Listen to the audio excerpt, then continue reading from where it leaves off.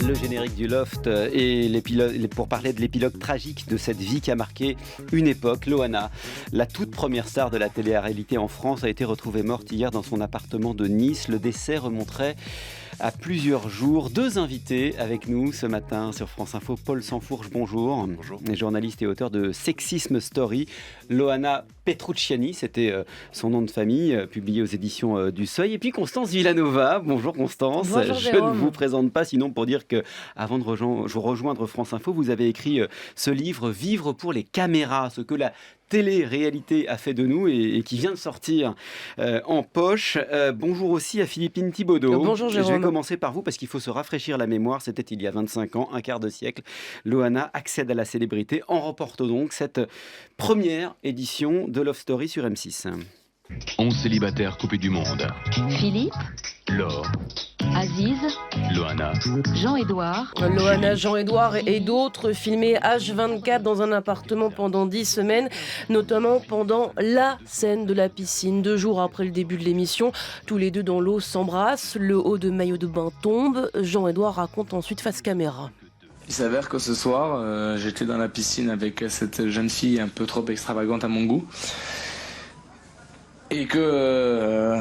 voilà quoi, hein, on s'est compris. Voilà quoi, on a compris, un moment d'intimité suivi en direct à 23h30 par des millions de personnes. Il y a 25 ans, aucune modération sur Internet, aucun antécédent, puisque l'émission fait figure d'ovni en France. Grâce à la séquence, le Loft, télé-réalité d'enfermement à la Big Brother, devient un phénomène. La finale réunit presque 12 millions de téléspectateurs, autant de fans que de détracteurs. Finale gagnée par Loana elle-même et un autre candidat, Christophe, qu'on a depuis oublié. À leur sortie, il remonte les Champs-Élysées en présence de centaines de fans complètement hystériques. Christophe, c'est de la folie, c'est carrément la Coupe du Monde 98. Oui, la jeune femme qui a 23 ans connaît alors une gloire fulgurante malgré elle. Je suis juste en fait une personne comme toutes les autres. Les gens ont réussi à s'identifier à moi, je pense, par le biais de l'écran. Sinon, c'est tout. Juste les adolescentes voudraient être un petit peu comme moi. Je sais pas pourquoi moi plus qu'une autre. Je peux un conte de fées qui m'arrive. Voilà, Loana, un conte de fées, c'est ce qu'elle disait en octobre 2001, quelques semaines après sa sortie du Loft. Merci Philippine Thibaudot. Alors Paul Sanfourche, Loana Petrucciani, une personne comme les autres, on l'entendait vraiment ? En tout cas, c'était la promesse du Loft à l'origine. C'est-à-dire qu'on était allé chercher des Français et des Françaises jeunes. Et ça cassait complètement les codes aussi télévisuels de l'époque, puisque c'était vraiment un casting sauvage. Des gens qui avaient postulé, des gens qui avaient marqué la production, qui étaient chargés de les repérer, et qui étaient censés représenter une partie de la jeunesse. Chacun avait un rôle. Loana, elle avait le rôle du sexy, du glamour. Il l'avait tout de suite comparé à Marilyn, en interne, ce qui scelle aussi tout de suite le caractère tragique en fait, de la fragilité qui avait été décelée par la production dès le départ. Et donc c'était pas une personne exactement comme toutes les autres, mais fragilité décelée, on l'a appris après. Elle a eu une enfance traumatisante, on le savait pas à l'époque. Non, alors c'est-à-dire qu'il y avait eu quelques entretiens avec des psychologues, mais très rapides. Et donc sans doute c'est assez difficile de déceler des failles aussi profondes, familiales, en quelques entretiens. On sait aujourd'hui qu'elle n'en parle pas pendant le casting. Elle n'en parle pas pendant le casting, bien sûr. En revanche, elle en parle pendant le Loft. C'est-à-dire que la production, très tôt, sait qu'elle a fait des tentatives de suicide. Ils l'entendent, dans les échanges entre les lofters. Et ils savent aussi qu'elle a des troubles du comportement alimentaire, des TCA. Donc, toute cette fragilité-là, elle était évidemment connue, la production. Une femme fragile, une femme malheureuse, elle en parlait encore il y a 10 ans dans une émission de Thierry Ardisson. J'aimerais avoir un peu de bonheur, rencontrer quelqu'un qui m'aime pour ce que je suis, pas pour ce que je représente, tout ce que je peux apporter. Voilà, Constance Villanova, Loana, elle a été dépossédée de son image. Oui, dès le début, Paul le dit, en fait, elle rentre assez naïvement parce que personne ne sait ce que c'est que la télé-réalité. Ils ne savent pas qu'ils vont devenir des stars. Elle est elle-même surprise quand elle descend les Champs-Élysées. Et dès le début, c'est une exploitation de son image. À la sortie du Loft, elle signe un contrat pour un petit format sur M6 qui va être diffusé tous les jours, c'est ça. Ensuite, on lui écrit quasiment une biographie. L'auteur l'avouera lui-même, elle s'appelle Miette, l'autobiographie. L'auteur a écrit 70 pages sans elle. En fait, son image ne lui appartient plus dès le départ. Il va y avoir quelques projets et puis d'autres téléréalités et Touche pas à mon poste qui va aussi exploiter son image. Ouais, on va écouter d'ailleurs cet extrait. Il y a un moment qui illustre la cruauté de ce milieu. C'était il y a 2 ans. Elle vient raconter son viol dans l'émission de Cyril Hanouna. Et elle subit des moqueries, écoutez. FE4, c'est toujours me rappeler où adresse et envoyer maman. Et vous le faites exprès de parler comme ça là, ou Non, pas du tout. Dites-moi. Mais non, mais je trouve ça surprenant. Constance Villanova, c'est une proie facile en fait, dans une société un peu de ricaneurs. Oui, en fait, on la regarde sombrer. À ce moment-là, elle a 46 ans, elle vient raconter un viol. On lui impose des images de son corps tuméfié sans la prévenir.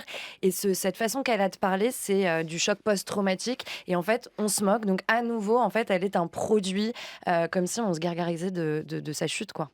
Paul Sansfourche, elle a été maltraitée par les médias, on peut le dire. Par la presse People aussi, contrairement d'ailleurs, j'allais dire à l'autre acteur de cette scène qui nous a été rappelé tout à l'heure, Jean-Édouard, parce que c'est une femme, vous parliez du sexisme. Oui, bien sûr, je pense que Loana, elle est vraiment au carrefour de toutes les violences qu'on fait aux femmes. C'est-à-dire que ce sont des violences à la fois intrafamiliales. Loana, elle a vécu l'inceste, elle a vécu des violences conjugales. Elle a vécu des violences médiatiques, des violences numériques. Elle a vécu les premiers cyber-raids, ce qu'on n'appelait pas encore à l'époque cyber-raids. Voilà, donc Loana, elle est vraiment l'archétype des violences qu'on fait aux femmes dans tous les champs de la société. Et ce qui me choque aussi, c'est que ce récit de Loana, depuis plus de 20 ans maintenant, de sa naissance médiatique jusqu'à sa mort, il est contrôlé par les mêmes acteurs qui continuent de véhiculer les mêmes images, les mêmes récits, le même narratif sur Loana. Et elle est quelque part captive de ce récit-là, toujours. Il y a ce sujet de la notoriété qui est tellement actuel maintenant avec les réseaux sociaux. Notoriété très soudaine, qui avait été suivie par plusieurs épisodes de dépression. Elle y était revenue, là encore, toujours chez Thierry Ardisson. Parachuter un peu dans un milieu qu'on ne m'avait pas montré, que je connaissais pas, et j'étais là en plein milieu, et strass, paillettes et peut-être le reste, tout m'est tombé dessus d'un seul coup. Voilà, tout m'est tombé dessus d'un seul coup, parachuté. Ce que disait Paul Sansfourche, et là je me tourne vers vous, Constance Villanova, c'est qu'elle a subi en quelque sorte ce que tout le monde peut connaître malheureusement aujourd'hui avec l'avènement des réseaux sociaux qui sont apparus, il faut le rappeler, quelques années après le Loft. Si on en parle en fait, et si ça nous touche autant, cette histoire de Loana, c'est que c'était une sorte de cobaye. C'était un prototype pour une notoriété. Avant, on était connu pour un talent. Maintenant, on peut être connu pour être connu. En fait, avant le Loft, il y avait les télécrochets. Donc, elle a créé toute une nouvelle forme de notoriété. Après, elle ne la cherchait pas forcément. La cherchait pas. C'est ça qui est différent. Pas forcément. En tout cas, comme je le redis, c'était des cobayes. Ils ne savaient pas à quelle sauce ils allaient être mangés. Le programme du Loft se faisait pendant qu'il se construisait pendant qu'il se construisait. Elle a été surprise de sa notoriété. Donc, je pense qu'à la différence des réseaux sociaux, il y a beaucoup de solitude et vraiment très très peu d'encadrement. Elle a été complètement larguée face à cette notoriété nouvelle. C'est très ambivalent quand même ce désir de notoriété chez Loana, mais chez nous tous aussi peut-être, Paul Sansfourche. Mais je pense qu'on pose mal la question, c'est-à-dire que en fait, le fait que Loana ait voulu la célébrité, c'est indéniable. À partir du moment où elle a été médiatisée par le Loft, elle a voulu surfer sur cette médiatisation. Pour elle, c'était une source de revenus. Elle a toujours dit, c'est ça ou aller faire caissière. Donc je prends ça. On ne se pose pas assez la question de la responsabilité des gens qui mettent à l'antenne des personnes vulnérables. Ça a été fait à maintes fois, ça a été fait effectivement par la production de Cyril Hanouna il y a 2 ans, vous le rappelez, lors de cette séquence très douloureuse à regarder. Et donc on pose mal la question. Oui, tout à fait. Et on pose mal la question. C'est-à-dire que le fait que des gens veuillent la célébrité, c'est une chose. C'est peut-être une faute personnelle, je ne sais pas. Enfin voilà, ça ne nous appartient pas de juger. En revanche, quand il y a des sociétés de production qui les mettent à l'antenne, c'est leur responsabilité morale à eux. Constance. Oui, et je rebondis sur ce que dit Paul. Elle a servi de moule parce que comme tout le monde a voté pour elle et qu'elle a gagné, toutes les boîtes de production ont cherché leur Loana dans la foulée. Et en fait, il suffit d'enquêter quelques secondes pour voir que toutes les stars de télé-réalité d'aujourd'hui ont vécu des violences dans leur enfance, viennent de milieux très populaires, ont vécu de l'inceste, etc. Pourquoi ? Parce que c'est une casteuse qui me l'avait dit, elles vivent les émotions très fortement face caméra. Donc en fait, on va exploiter cette misère et elle a vraiment essuyé les plâtres. Ouais, c'est un archétype. On est très nombreux à avoir réagi de la même manière. Hier, on a entendu d'ailleurs sur France Info des gens qui disaient on aurait voulu l'aider. On n'a pas réussi, notamment, c'est dans un extrait d'un reportage qu'on a entendu tout à l'heure, à la sortie de son appartement, de son immeuble à Nice. Elle sortait avec sa robe de chambre, avec son chien qui était proche à côté, donc on n'osait pas l'interpeller malheureusement, mais elle nous faisait vraiment de la peine parce qu'on sentait qu'elle était en souffrance. J'avais vraiment le sens de vouloir l'aider, mais je n'osais pas l'approcher. Voilà, on n'osait pas l'approcher et pourtant on a le sentiment, c'est ma dernière question, que le Loft, en quelque sorte, Paul Sansfourche, ça fait de nous tous des voyeurs. Oui, sans doute. Effectivement, ça a lancé un genre télévisuel qui est toujours prégnant à l'heure actuelle. C'est effectivement... Ça joue sur notre voyeurisme à tous et sur notre envie d'exposition, puisque avant le loft, le loft est en fait à la genèse quelque part des réseaux sociaux, de la logique d'Instagram et tout ça. Donc voilà, on est effectivement smartphone avec des caméras partout. Exactement, on est tous devenus nos propres lofters. C'est effectivement une évolution du temps que Loana avait su incarner. C'est ce que vous avez écrit, hein, Constance.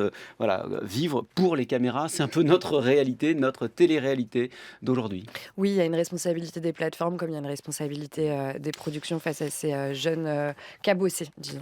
Je renvoie à vos ouvrages à tous les deux, Paul Sansfourche, Sexisme Story, Loana Petrucciani, aux éditions du Seuil, et puis Constance Villanova, Vivre pour les caméras, ce que la télé-réalité a fait de nous. Ça vient de sortir en poche.